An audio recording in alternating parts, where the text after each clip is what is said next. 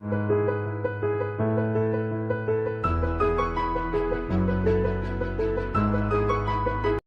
क्या आप जानते हैं कि माइंडसेट हमारी पूरी लाइफ को बदल सकता है। ये माइंडसेट होता क्या है? माइंडसेट मतलब हमारा मेंटल एटीट्यूड। किसी भी एक घटना को दो व्यक्तियों का समझने का जो नज़रिया होता है, जो दो व्यक्तियों का समझने का जो तरीका होता है, वो बिल्कुल अलग अलग होता है। एक व्यक्ति एक घटना को एक अवसर के रूप में देखता है और दूसरा व्यक्ति उसी घटना को एक समस्या के रूप में देखता है। तो आज मैं विनर्स माइंडसेट की बात करने जा रही हूँ और आज मैं आपको एक कहानी सुनाने जा रही हूँ जो रियल है। ये कहानी है कैरोली टकास की, जो कि हंगरी की सेना में 1938 में सर्जेंट के पद पे थे। उस समय ये 28 साल के थे। ये पिस्टल शूटिंग में टॉप पे थे और ना मालूम कितने राष्ट्रीय और अंतर्राष्ट्रीय अवार्ड पिस्टल शूटिंग में जीत चुके थे। इनका सपना 1938 में टोक्यो में होने वाले ओलंपिक्स में गोल्ड जीतना था और वो जीत भी सकते थे क्योंकि वो प्रबल दावेदार थे। लेकिन शायद होने को तो कुछ और ही मंजूर था। एक दिन आर्मी ट्रेनिंग के दौरान हैंड ग्रेनेड इनके हाथ में फट गया और इनका दाहिना हाथ यानी जो शूटिंग का हैंड था वो उड़ गया। क्या सोचा होगा उस समय? उन्होंने जरूर ईश्वर से कहा होगा कि मैं ही क्यों। लेकिन 1 महीना वो हॉस्पिटल में रहे और 1 महीने के बाद ही जैसे ही वो हॉस्पिटल से बाहर आए, वो उन्होंने प्रैक्टिस करनी शुरू कर दी। उनमें एक जज्बा था जीतने का, साहस था, एक दृढ़ इच्छा थी और उन्होंने ये सोचा कि जो चला गया उसके बारे में सोचने का कोई फायदा नहीं है।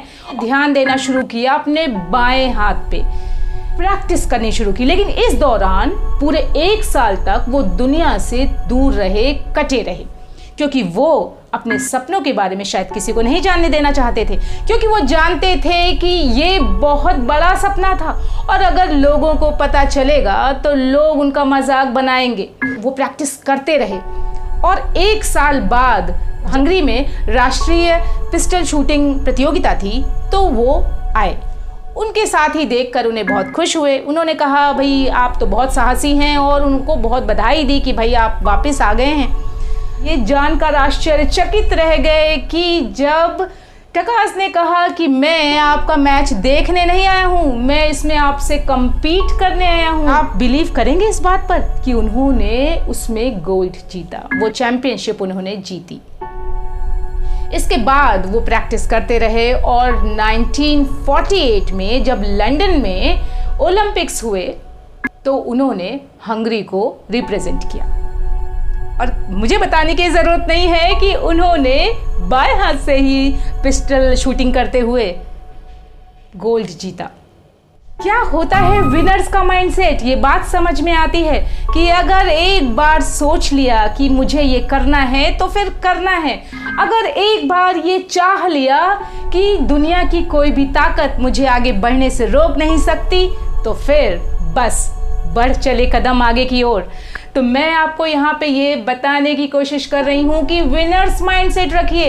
एक इंटरव्यू में आपका सिलेक्शन नहीं हुआ, आप परेशान हो गए, आपको वो प्रमोशन मिलने ही वाला था लेकिन नहीं मिल पाया, आप परेशान हो गए। छोटी छोटी प्रॉब्लम से परेशान होने के बजाय बड़ी चीज पे फोकस करिए और जो अपनी असफलताएं हैं, उन असफलताओं में क्या बेहतर और बेहतर बनने के लिए आपको करने की आवश्यकता है, उस पे ध्यान दीजिए। स्टैनफोर्ड यूनिवर्सिटी के साइकोलॉजिस्ट कैरल ड्वेक ने 2006 में माइंडसेट के बारे में बताया। उन्होंने कहा कि 2 तरीके के माइंडसेट होते हैं। एक माइंडसेट होता है माइंडसेट, यानी जरा भी प्रॉब्लम आई, थोड़ी असफलता मिली तो बस अपने ऊपर सेल्फ डाउट करने लगे, परेशान हो गए और ये लगने लगा कि भाई अब तो कुछ बचा ही नहीं।